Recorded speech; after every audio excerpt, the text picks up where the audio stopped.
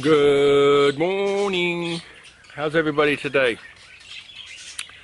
Well, I keep getting this stuff that comes floating through my noodle. This morning I was watching a guy on YouTube, and he's talking about, I guess you could call it a collective consciousness, where he, hey, look at this. Woohoo, my friend's with me. He follows me everywhere. Yeah, he's talking about a collective consciousness. I'll leave a link below for those who want to watch it. It's, he's quite good. I like what he had to say. The information he's talking about, I liked all of it. But then he said, basically, in consciousness, if you raise your consciousness by, well, that's another subject. Anyway, if you raise your consciousness and become higher and higher, you affect other people.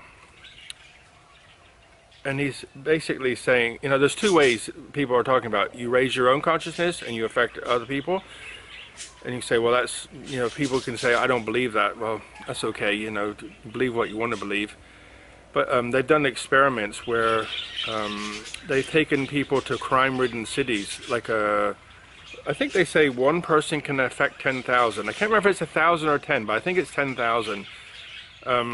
One person meditating can affect 10,000 people. So if you take 100 people, to a city and they meditate and go to that zero spot and be at peace, you can affect 10,000 people. So that's, what's 100 times 10,000? 100,000, right? So if you take that, so maybe you could say 1,000,000. 100 people is 1,000,000, right? So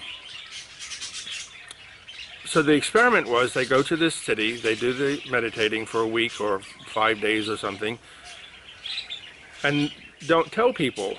But then they go back and look at the crime statistics, and in the time that these people were meditating, crime dropped. But then this is my point. After they leave, the crime goes back. Right? The crime goes back up because they left. And go back to this YouTube clip. I'll leave a link below. You can watch it if you want to. And so he says, if we keep trying our hardest to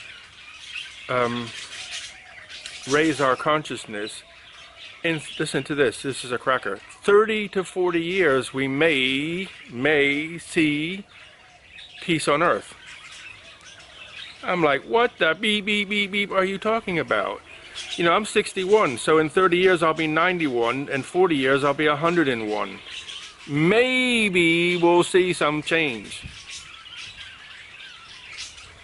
So in some of my other videos you heard me say, hey, I've been sent to the wrong place. I'm not supposed to be on this planet.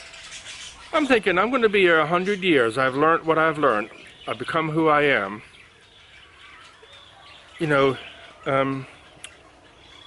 How can I put this? I don't want to sound like egotistic, but I can tell you that I've seen lots of supernatural, spiritual things happening around me, okay? We'll leave it there. I don't want to draw any attention or say, look, I'm how ego or anything. That's not my point. My point is, I've seen stuff, I've experienced stuff in my own life. And I keep thinking, okay, how long have I been here? I've been in March, I've been here in this place 3 years, right? And this place was a wasteland. You've seen in some of my other videos, you've seen the pictures of what it looked like after the flood. I got some pictures off of Google Earth of what, the car went by and took a picture on the ground, and I found those pictures online. And this is what it looked like when I moved here. So I took those pictures and made a little video. You can see them in my videos gone by, and I've turned it into, which you see my last update in January update on this place. So my point is, what it looked like when I started, what it looks like now. And this is not the first time I've done this. I've done this. I did it. I had this plan in my head for years and years. I moved to America from England. I moved to America, and I did the same thing. But here, this is, and it would have been better and better and better. I moved my foot and kicked my friend. It would have been better, but I was married to a woman who wanted to have many affairs. So okay, so here's the point. So look at Donald Trump. Whether you like him or not, you know, he said many years ago, you can look on YouTube and do a search. He said many times that he was interviewed many times and said many times that, would you be interested in being the president of the United States? And he said, no way. But then I watched one time where he was interviewed by Oprah, and he says, would you be interested in being the president? And he says, you know, I've always said no, but he says, I see where the country's going. And he says, you know, if it got so bad, I might run, and I think I'd win. So I don't want to be president, is what he said, but if things got so bad, I would run. And he did the State of the Union address last week. And so one thing he did, listen to this, everybody said he was prejudiced. One thing that he said in his speech was, black unemployment in the United States of America has been the lowest since they've been recording statistics on unemployment for black people. So if he was racist, why would he do that? He's not racist. But they keep going. It's like a dripping tap. It just won't shut up. It's just moaning. So that's my point. Here's a guy who's, you know, the last I heard, maybe $3 billion he's worth or more. I don't know how much he's worth. I don't really care.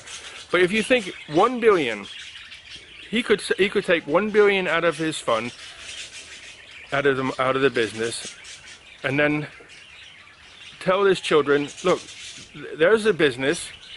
You run it successfully, and if you run it successfully, you stay billionaires. If you let it fail, then you're poor.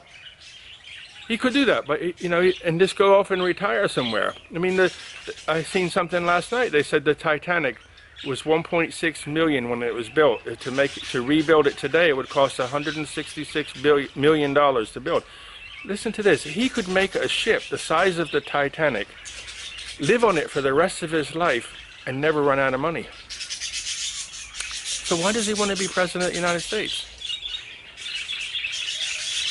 And why does he want to be the president of the United States to make the country better when all these parasites are trying to trip him up at every corner? So back to the guy's video, in 30 to 40 years, you really believe that we're going to have paradise here, heaven on earth, utopia here on earth in 30 to 40 years? I don't believe that. And I'm the guy who, you know, I believe this all my life, that if we each try to make the world a better place, if we each try to make the world a better place, to create a utopia here, there, next one, that people will learn to smile and be happy. No, they're really miserable. You know, some people go past this house on the road behind me and say, look at you like mean and nasty. Like, some people are just parasites. Some people are just miserable. It doesn't matter what you do. And that's my point. How are we ever going to have utopia on this planet if you've got people like that? No way. 30 or 40 years. I'll be gone and it still won't happen. Huh? I'll be gone and it still won't happen. So back to my point that I've said many, many, many times. Why are we here? What is the point? So I think there is no point. You just come here and have an experience. I guess, you know, you could, maybe I'm too smart and I think too much. But maybe the point is to find your little space, create your little paradise, and that's it.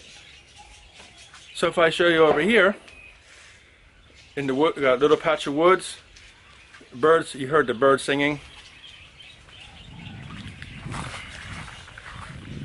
Banana trees, papaya trees. I got some other fruit trees coming out the back. They're small at the moment, but they're coming. This little garden here I've created.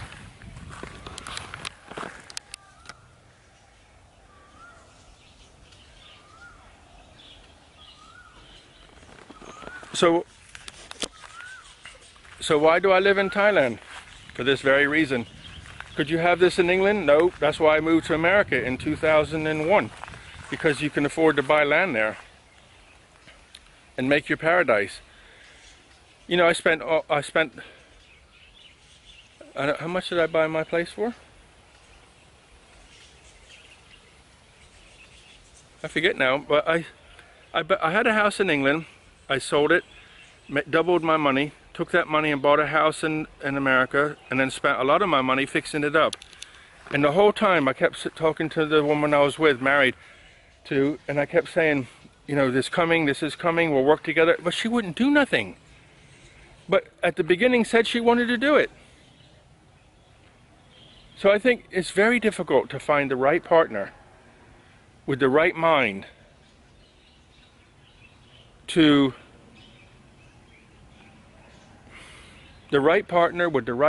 build paradise, to keep the focus and stay there. So I think it's a mission impossible to do. It's like really difficult. I don't think we're going to ever see enlightenment on the earth as a collective group. It's going to happen as an individual, and that's it. I'm just looking at this this tree here. It looks like somebody's biting the tree or shooting it with something. Not sure. So I don't ever think we're going to see something collective happen here. You know, you just have to drive on the roads here, and you see the miserable, nasty people. And Buddhism is the religion of Thailand. And what is Buddhism about? It's about going, you know, what did Buddha? You just have to think Buddha. So you just have to think, just think to yourself, Buddha was around 500 years before Christ. So the Thai calendar, or Asian calendar, I'm not sure what it's called, is 2,500 and I think 61 is the year in their calendar, the way they write their date. So, you know, and that starts from Buddha. So Buddha was around 500 years before Christ. So if Buddhism came from India and around Asia and came here, and it's had 500 years head start on Christianity, wouldn't you think that if people were serious about love, peace, and kindness, that in Thailand there would be no crime, there would be zero crime. There would be, you would have a utopia here, you would have paradise, you would have all the names that you can think of, you know, everything would be perfect. So, I don't think it's going to happen in 30 or 40 years. I don't know the guy, I respect his wishes and desires, but I really don't think it's going to happen in 30 or 40 years. And I guess the way to peace and happiness is to find your little space, try to find somebody to love, to be with, create a family, and don't think too much. Just, you know, you live your life. There is no magic formula, there is no magic thing. It's just live, stay healthy, and die. And if you listen to near-death experiences, you know, it doesn't matter. I listened to one the other night. There was a lady who is a scientist. She didn't believe in Christ, she didn't believe in anything. She didn't believe in any God or nothing, but she passed away while being operated, only for 4 or 5 minutes, but came back, and what she's seen was what the Christian belief system says is heaven. Met this being who was like the epitome of love. So I guess, you know, it doesn't matter how you live here, you're going to wind up in heaven, what they call heaven, Christian heaven, or I'm not talking about Christianity, I'm talking about heaven as a collective. Well, however you live, you're going to wind up there. So I guess this is like a social experiment, you know, like a virtual reality on this earth in this Milky Way galaxy. So let me see if I can end this on a high note. If you've watched this far, I think the high note is, whatever you do here, when you go to the other side, when you leave the earth suit and your spirit goes on, you're going to go to a place of love, peace, and kindness. So, you know, you can practice your paradise here, but when you get to the other side, you'll be in paradise for good. It's just you can't touch anything, you can just be there, you know, in a state of being.